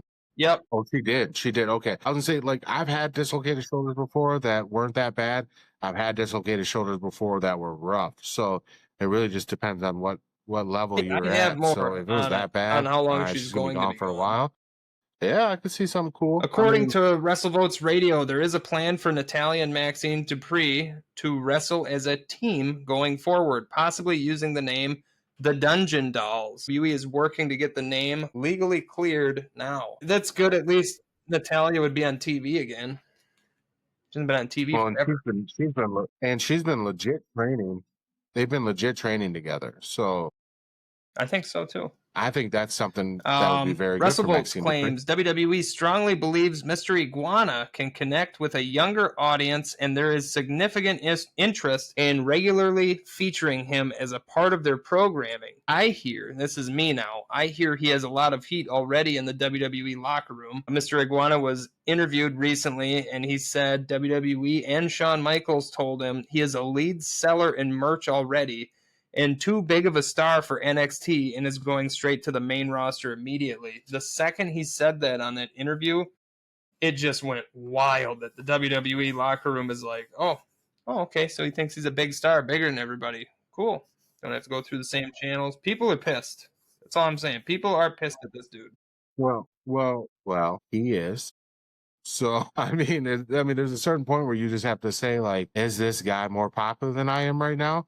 Yes, he is. Because he is. I mean, that doesn't mean anything. It just means that at this time, that guy is more popular than you. And I can't think of anybody on the NXT roster that would, we'll use connect with the fans or the younger crowd the same way Mr. Iguana would. I don't know many people on the NXT roster that would connect with older fans the same way Mr. Iguana would. You just have to let it be what it is. He's better than you in that sense right now. Doesn't mean he always will be. It doesn't mean that you can't come up. It just means that I agree. It would be a waste of having him on NXT. He could do so much better work on the main roster. So I agree. I don't disagree with him at all. I think he's right. Yeah. I don't think that's the way you should approach it for some place that you're hoping to work with these people. Because you're right. I mean, it was pretty aggressive, but he's not lying. Yeah, I don't know enough about the situation. I just read that, and then I heard that he had heat. I don't know for sure, but yeah, I don't know if he actually sold that much merch, but if he did, then he's not lying. Yeah, and there's really not much you can do about it except for get yourself more. I wanted to debut already so I can see what this is all about. That's all I want out of it. After Xavier Woods posted a reaction video on Jey Uso dropping the world title to Gunther on Raw, there's been speculation about the Usos reuniting as a tag team to go after the tag titles held by the New Day. I agree. Dave Meltzer. What? Yep. Please and thank you. For real. Oh, I just repeated again. Dave Please and thank Meltzer's you. Beautiful butterfly eyelashes on when it comes to American Gladiators reboot. Dave Deep Dive Meltzer heard about issues from one side over The Miz being on the show and AEW talent being on the same show that he's sure the folks at Gladiators never considered. So we're going to see a mashup of WWE and AEW talent on that American Gladiators show that The Miz is hosting. The only people. I agree. The only thing I really took from this is Dave Meltzer really does have beautiful eyelashes. He has some really nice eyelashes, but that's that's even better for him to the bat real his indie eyes god at Tony isn't Khan, Matt whatever he Cardona, thinks it's about Dave Meltzer. Anyway, Destructive Dave also, you're gonna love this. Matt Cardona. You might be agreeing with Dave Meltzer here. Getting a shout out on Destructive SmackDown. Dave also says whatever stories Jonathan Coachman is spreading about TKO asking Roman Reigns to take a pay cut are false. And so is most of the other information Jonathan Coachman has been saying. Listen, all right. I just really quick, I won't take too long when I say this, but I just want to use Grand Theft Auto 5, for example, right? If I hold a territory in Grand Theft Auto 5 and my territory is being held by me and my gang, and another person comes into that territory and they try to take it, I get upset because that's my territory. So when you hold the territory of being the person full of the most bullshit we have ever heard, when you have somebody coming in with almost as much bullshit, you get frustrated about it. And that's what I think we're seeing right now is we are seeing two bullshitters being very frustrated about it because they both don't know what the hell they're talking about. All right. Okay. That's all. Perv one, capital WON. There are 7 WWE. Jesus Christ, these shots are catching up. There are 7 WWE performers making well over $5 million per year, and 2 others who may also hit that figure this year. The Rock is the only person that's making more than Roman Reigns right now. Roman Reigns wrestles 4 times a year, so I don't know why he's getting paid shit. As well it should be, but nah, that guy sells tickets. It just like that's the thing about their pay. I'm fine with rewarding the superstar who does the best in the ring and giving them opportunities to earn the title. I'm super cool with that. But when it comes to your pay, it really comes down to who benefits the company the most. And there is nobody out there selling tickets like Roman Reigns. I get it. CM Punk is there. I get it that Cody Rhodes is there, which we got to talk about how the hell Cody Rhodes came in this conversation. But that's a conversation for another day. And I get it that like the Randy Ortons and those guys of the world are there, but nobody puts butts in the seats and puts those conversations like Roman. Right now. Roman is making more money than The Rock, Stone Cold, any of them would have made in a year, and yet The Rock and Stone Cold were on every week. Maybe not a match, but at least making an appearance. Roman's not even making appearances. No, I can go with that, and I understand that, but let's put this in terms that both of us understand really well, and that's baseball, right? Like, some of my favorite baseball players are out there. I love Juan Soto. I hate Juan Soto. I love Bryce Harper. The Soto Shuffle? Get it the fuck out of here. They're nationals, man. He doesn't do it that much anymore, but they're nationals. That's why I love them. Right? I have a Nationals jersey and James Wood will join that conversation, I'm sure, sometime. But those guys, you look at. I'm glad they got rid of them. Well, then you need to start loving Juan Soto because he brought them a World Series. So I'm really glad they got rid of him because of these guys we have now. But I will say this though, like you look at those guys and the money they make, and you ask yourself, did Juan Soto do as much for baseball as Mark McGwire and Sammy Sosa did? No, absolutely not. Definitely not. Did LeBron James do as much for basketball as Michael Jordan did? No. But because those dudes did what they did, now these guys can elevate it more, but they're going to make more money. They're going to benefit from that. It's the same with Roman. Did Roman do more for wrestling than Stone Cold or The Rock or Shawn Michaels or any of those guys? I can actually relate this to my own life too. Like I work every day. And I sweat every day, but my lead wears jeans and long sleeve shirts, and he doesn't work at all. It's almost like he walks on water and believes he does. But when he does work, it's appreciated. So it's kind of like that. Yeah. Mm-hmm. Right. Well, and it's loved, right? And it's celebrated. Exactly. When he does effort, it's celebrated. When you do effort, it's expected, right? That's the same idea, right? I mean, it's a little different, but same idea. You know, and I'll tell you what, I haven't worn long sleeves in probably 10 years because it's too hot when I'm working. Yeah. Damn it.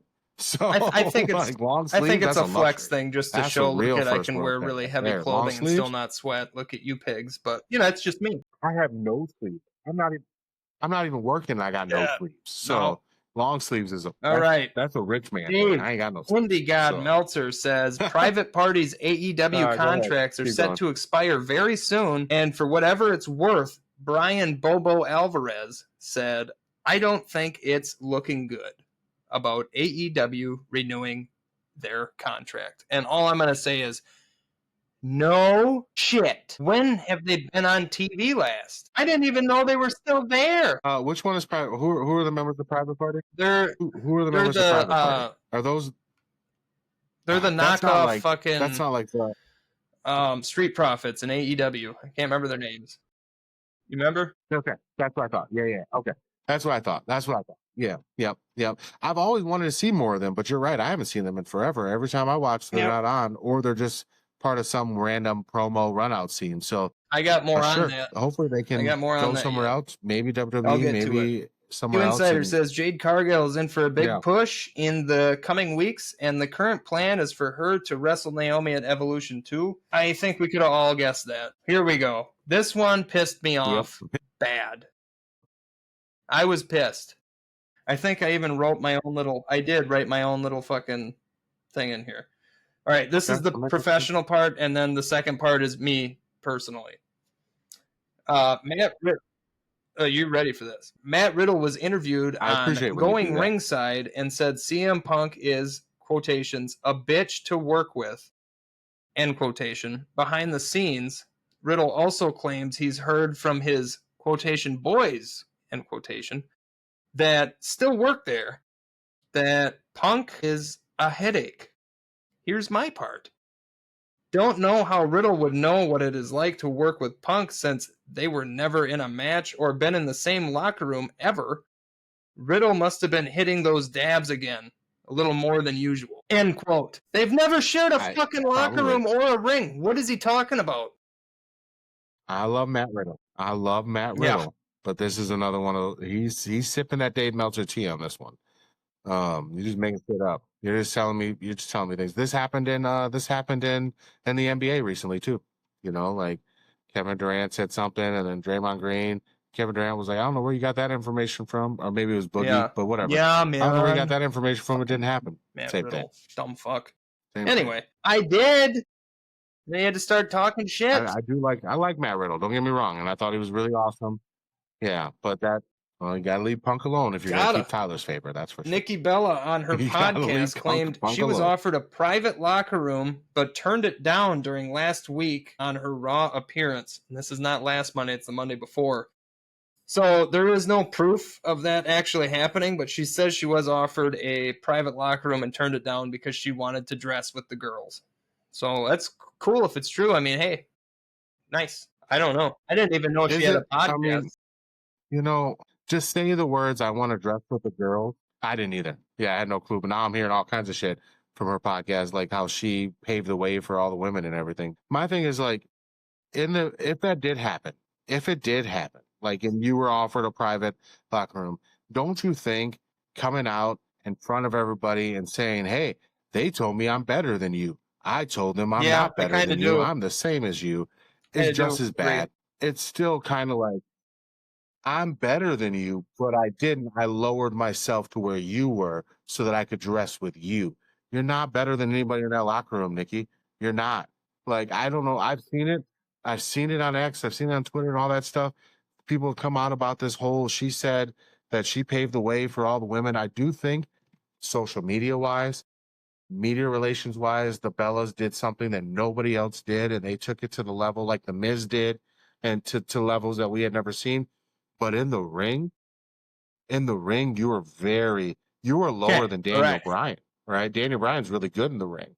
You're not, right? Like, Nikki's all right. Bryan is really good in the ring, but she's not to the level these girls are now. Ring. You're not terrible, but no, that's the thing. You're not terrible, but you're not Charlotte Flair, and you know how I feel about Charlotte Flair. Rhea Ripley, Bianca Belair, and Io Sky are the pillars right now. I can name 10 people that I truly, truly believe are better than Nikki. Honestly, if anybody paved the way, and I think would run circles around. If anybody paved the way, it wasn't Nikki Bella. If you ask me, Paige did more for the company and more for the women than anybody because she had real in-ring sense. Well, and you had I honestly, I mean, you had the horsewomen of MMA and all that stuff. I mean, you had your Rhea's and Sasha and Bailey. or not your Rhea's, but your Charlotte and your Becky and your Sasha and Bailey. Yeah, you had them. 100%. I think those four did way more for women's wrestling than almost anybody. But beyond that, AJ Lee too for that. Paige was huge. Paige was huge, and AJ Lee, and I don't even know that much about AJ Lee. I didn't watch it back then. But I'll tell you what, I've seen more AJ Lee things than I have seen Nikki and Brie Bella, and they were at the same time, weren't they? Were they around the same thing? Because I didn't watch the Bellas either. So I'm coming into this not really knowing their full body of work, but just what I will say picked up. The Bellas definitely made a giant impact, but I don't know that they had that big of an impact. I don't think that they like paved a way. I think that they may have opened the eyes to see an AJ Lee and a Paige, and then Natalia's been there before them even, and she's a goat. She's a goat. Right. Yeah, they're not. No. They're not. That's who paved the way. I mean, they're not Trish Stratus or Lita or China or Yeah, those are real. People who broke ceilings and paved the way. And then you go into those four women that I talked about. Like those four women to me took that torch and pushed it beyond. I think the Bellas, they were more of a placeholder, if anything. And that's what's crazy about it is I'm like, you were literally a transitional. They moved the needle of women's wrestling. They kept it going. But they kept it going. Well, I'm just not. Yeah, I'm saying like they transitioned. They didn't move it forward. They kept it where it was, and then they handed it off, and that's when those other four women came through. They didn't move wrestling forward. They moved it outside of wrestling forward. They moved the marketing of wrestling. I see what you're saying. They didn't move the reality work, TV of wrestling forward. They didn't move wrestling forward. Right.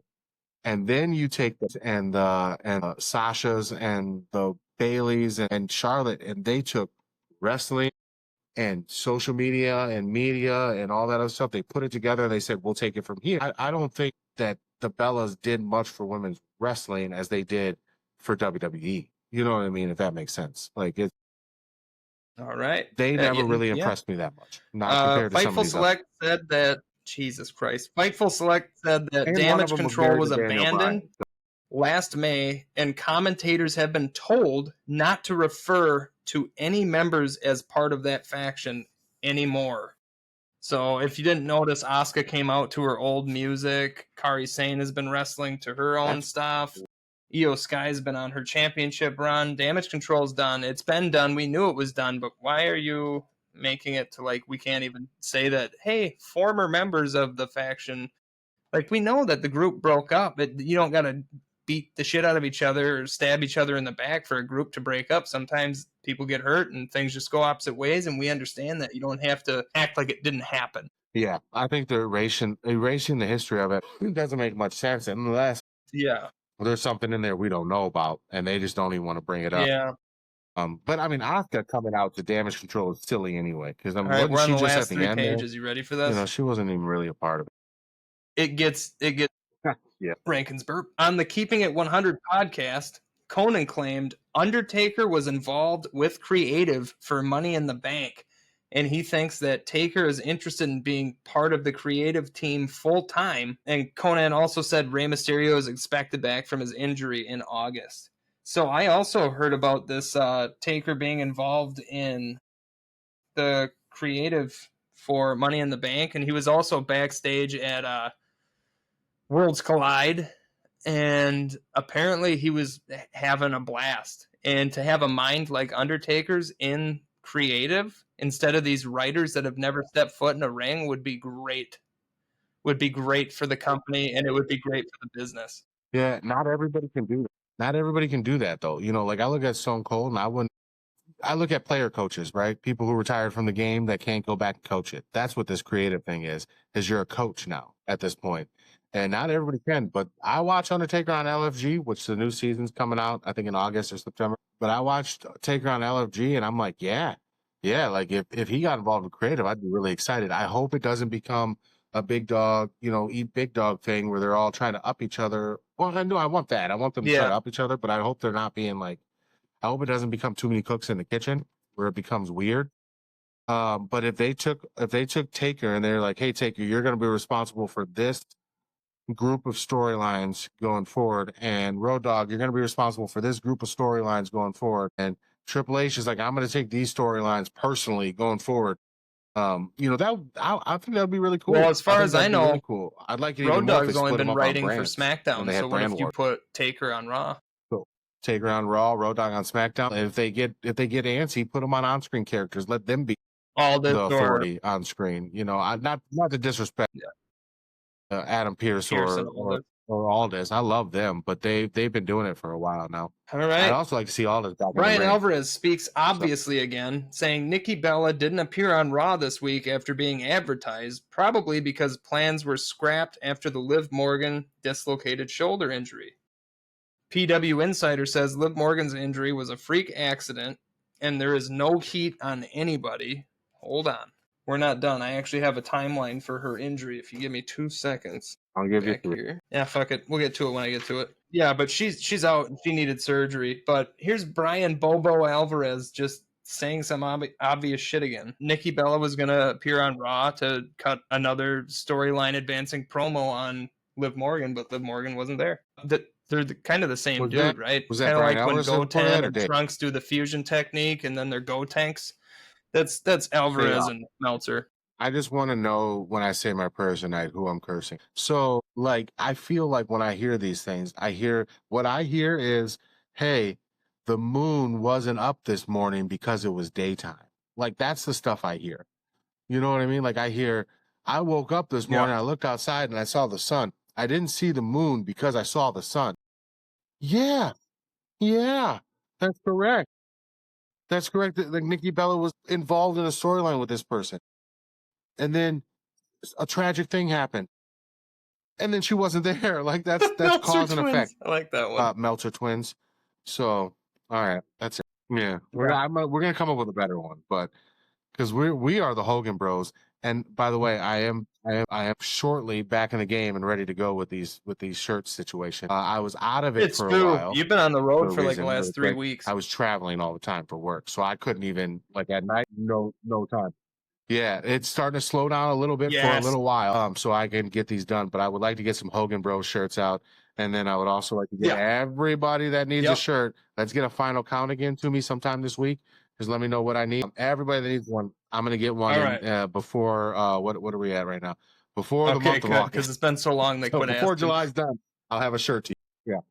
It has been. And not I my fault. That's on me. That's not Tyler's fault. So if you're listening to this, it's 100% on my workload. I just haven't had a chance. Not Tyler's fault. I just have not. I have kayfabe marked printouts done. I just have to put them on shirts.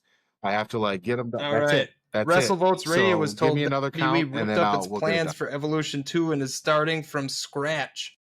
Due to Liv's injury, Liv was planned for an important tag team match, and there will be ripple effects on the rest of the card as WWE adjust plans. So from what we've all already figured out and gathered, it was going to be the Bella twins versus Liv and Raquel, and now it's not going to happen. I got more on that because it still might happen, and it just won't be Liv. I'll get to it. Undisputed. Justin Bosario said, as far as a wrestling return for Vince McMahon goes, there's a lot of support, and he is still held in high regard. How do you feel about that? Fuck Vince McMahon. So, really quick, I just want to find out: are we approaching the idea that it's going to be Raquel and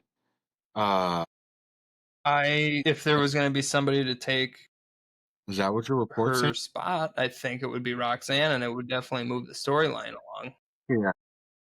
Yeah, because Raquel. I mean, sorry, but Liv was in 4 storylines. What I'm doing is we're talking about Vince McMahon, so I figured we should talk about something important like women's wrestling because fuck Vince McMahon. So that's what we're doing here. So if he comes back to wrestling, fine, whatever. I don't care. Mm-hmm. Actually, I don't care about him. He can have Hogan as his chief operating officer for all fuck I care. Multiple sources told Bosario that a team of executives who largely began leaving WWE in February of 2024 are now with. So you started to cut off. Stream at least. Okay, you were gonna have some fucking editing. You are gonna have. kidding. Yes, What I am. You were now cutting out on me. What was the last thing I said? What was the last thing I said? This was the best part. I was trying to figure out what the name of the company was so I know what not to watch. So what was the name of the company that Vince has started? 14th and 1. And that's like that entertainment company or whatever else that he's starting, some movie company or whatever. But executives are leaving, which I would assume are just the yes men that Vince had under him. Yes, Vince, that's the best idea I've ever heard. Yes, sir. Yes. That's who probably left because they want to keep saying yes and getting a paycheck. Yeah. Whatever. All right. We are having so many technical difficulties on this episode. I have 2 pages left. We're going to be all right. 2 pages left. Right. Yep. All right. Brian Alvarez, a.k.a. Adam Rankin's best friend, noted that TNA star Elijah, a.k.a. Elias, was injured during his version of The Undertaker's old school rope spot this week on NXT. It appears to be a tricep injury, and he's already had surgery for it. There's a lot of injuries right now. Like, if that's I've noticed. You know what I mean? Like, what's going on? This shit happens every year. It happens every year before SummerSlam and before WrestleMania. People just start dropping like flies.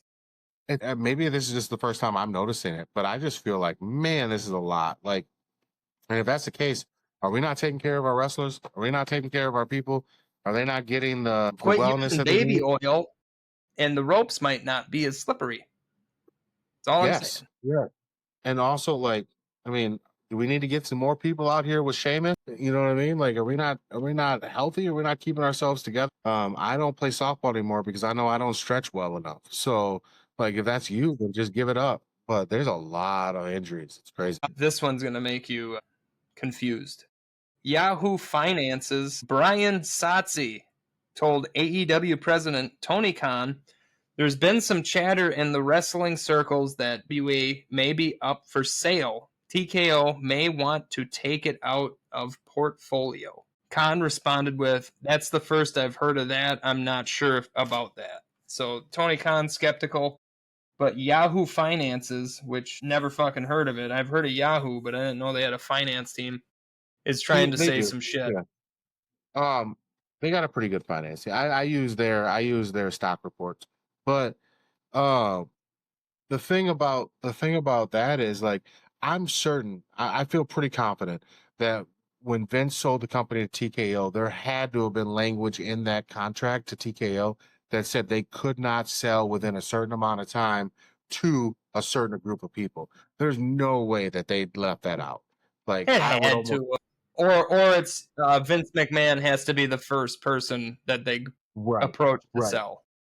That's the other part. I bet there's a list of people, if not him, it has to be like him or a group of people. There's something in there that says Tony Khan cannot buy WWE. I guarantee you. So I don't think that's anything to worry about. Dave, Double Dutch champ Meltzer expects that Liv Morgan will be out for 6 months or more as a result of shoulder surgery. I feel like he just Googled shoulder surgery and saw the expected timeline, and that's it.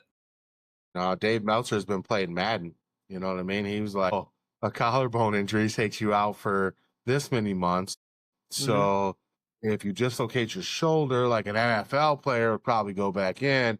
But because they had surgery, he's been playing Madden. He's been playing Madden. Yeah, I wouldn't doubt it. He looks like a Madden player. 6 months, though. 6 months is a long time. I hope that's not the case. I hope she gets back as soon as she possibly can. Because she's going. Yeah, and according to Mr. Meltzer here, that's the least amount of time that she'll miss. The low. Yeah. The low end, yeah. According to Bodyslam.net, there's been pitches in WWE to add Ethan Page and Ricky Saints to Seth Rollins' stable on Raw. I don't see it. That's a tough one because I feel like Ethan Page, especially, is Seth Rollins. You know what I mean? Like he's a solo act. Yeah, he's the top guy. And Ricky Saints, I don't correct me if I'm wrong. He's a face, isn't he? Isn't he? He's over right now. So I know they've done things before where they move them up to NXT and completely change their everything. Sorry, Karrion Kross. Oh shit. But yeah. I don't like that. I don't like either of those two. You need Miles Bourne or somebody. You need your Randy Orton. You don't need another Seth Rollins. No. WrestleVotes Radio was told that more than a handful of people are pushing for LA Knight to be moved over to Raw, where his presence can be felt on Netflix, and how it could be a refreshing change. They also mentioned that WWE has significant interest in making Psycho Clown a prominent part of the main roster. I've heard quite a bit about Psycho Clown, for sure. Dude's good. Moving up. Yeah. Yeah, but yeah, I think moving LA Knight over is the right call. LA Knight versus Dominic Mysterio for the Intercontinental title would be something I'd watch for years. So, yeah, I'd love it. I love every minute of that. Fightful Select noted that Gail Kim was backstage at NXT's taping and other recent ones as well, but she is not officially signed with WWE yet. So remember, like a month or two ago, when I had said that Gail Kim was one of the people that left TNA? I think she's obviously going to be hired by WWE.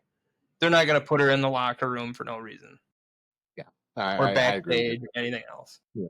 And I don't know that she'll be like on screen or anything. She may just be backstage. Yeah, maybe. Oh yeah, I don't think she'll be on screen or in the ring. She's done. But I think her helping any sort of creative decision or even agenting the matches would be good. Her alongside of those other gentlemen that we talked about doing creative would be massive. And I think now you bring in like a Mickie James too, and you have their focus on they can help focus on women's wrestling too, on top of, because a lot of those guys, they weren't, I mean, those are all Divas era guys. I think that they have a good mind for wrestling, they have a good mind for storylines, but they may not have a good mind for women's wrestling because it is different. And so anybody you can add to help that continue to be great, because I still think that the women's division, especially NXT, is the best division in the world. Anything that you can do to add to that is good. Yeah, I agree. Fightful says regarding Jordynne Grace's new theme song, one reason the change was made is because WWE was concerned that the opening siren in her music sounded too similar to Braun Breaker's. Another factor is that Grace owned the rights to the original song. Fightful was told that in recent months, WWE has been adamant again about owning theme songs that are used on its program. There was backlash about her having a new song. Huge on X, because I follow her, and because Jordynne Grace is one of my favorite follows. She's awesome, but there's a lot of backlash about that theme song, and she tried her best to kind of chill it out a little bit. But I agree though, like when you have too many songs that sound the same, it's hard. And when you have Braun Breaker, who is clearly earmarked to go to the moon for the WWE, you got to move it. You got to change it. Yeah, so somebody should really we should really let Def Rebel know to quit making their songs sound the exact same as other people's songs. Yeah. But, I do like the air horn for her, but it is too much like Brown. All right. Last story. Insider said that WWE has come up with a plan for the women's tag titles, and they are not expected to be vacated. So, as we had just talked about, it's going to be Roxanne. Yeah, that only makes sense. It's going to be Roxanne. The storyline will be easy. They've set it up so far. Roxanne's great. There will probably be some type of turn on Roxanne from Raquel, because I mean they started that, they planted some seeds and stuff, but it's or other way around. But either way, I think it'll be good. Like Roxanne is a good replacement from Liv. She's not Liv, but she's a good replacement for Liv. It's a good replacement. She's up there. Yeah, she's up there though. She's getting. Yeah, it's a good placeholder really for sure. Well. Yeah. All right, fuck, we went a lot longer than I thought we were gonna, thanks to our technical difficulties. I mean, we're at we got a lot of stuff happening. We've been doing this for what feels like 3 hours, but when it all comes together, I think we'll probably be about hour and a half, 2 hours. But I think it'll be about 2 hours. We got some big stuff next week. So let's tell the people. We're gonna get through Night of Champions before we record. So we'll bring you guys our recaps of Night of Champions. We'll bring you guys the feedback from the rest of the week. I think we'll continue not doing the recaps because this was awesome. We had plenty of stuff to talk about. And so, but again, I ask you guys, If there's anything you want us to do, a countdown that you want us to do, a topic you want us to cover, anything, we're open, man. This is an ongoing process. We're continuing to evolve our show. So if you have a suggestion in any way, shape, or form to help us get better, help us, man. We are open to that. Yeah, or a shot you want us to do, which I have to end the show with my final shot here. This is a day we have to remember when Tyler brings up you guys doing a shot before I do. I think I've had way too much influence on this man over the last 6 months. So yeah, you might have. Well, listen, we've been doing this for years. So with that, I'm gonna finish my lemon drop for this. All right, what do you got going? I got Curveball Whiskey from Tim at 5th Street Liquor. All right, Tim. This is for all of you out there. I love you all. Pretty sure that got over. Oof, that barbecue. I'm like, yes, costume changes. All right, hey, that was awesome. Long episode, friends. I hope you guys get an opportunity to do it all. We love being here. We'll be here next week for sure. Yep. Next week we'll be with you guys. Back on the schedule. Back on the ground. We'll get it together. Just remember, folks, as you guys are out there celebrating your NBA championships, your NHL championship, pretty soon your MLB All-Star game, your WWE festivals of fans. As you're at all these things, understand that there's a group of people behind the scenes that make those things happen. And when they're treated poorly, they really make your life hell. So all you major companies out there in the last few weeks whose life have been made hell, understand that certain people out there are not treating their people fairly. And when that happens, the people stand up and they deal with it. Anything you want to say about that, Tyler? I'm pretty sure I know what you're talking about, and I think it's been in the news recently with court cases and stuff. I wouldn't know, though. I don't know what we're talking about. I would like to say that I am not taking a Brody King stand this week, just in case you guys were confused. I'm not taking a Brody King stand this week. That shirt's not here yet. When it's here, I will. But this week, this is my Che Guevara week. This is my workers' rights week. And as a fanatic of people who love to work and who work hard all over this country, stop being an asshole. That's it. Yeah. I'm a fanatic of people that just treat everybody the same and fair. Correct. Stop being an asshole. Be better. Be better. Thank you. All right, appreciate everybody. Hey, get us on all the socials. kayfabe.marks, Kayfabe Marks Podcast. We're all over the place. Come see us. We love you. We'll be back next week. We won't take any more of your time. All right. Bye. See you guys next week.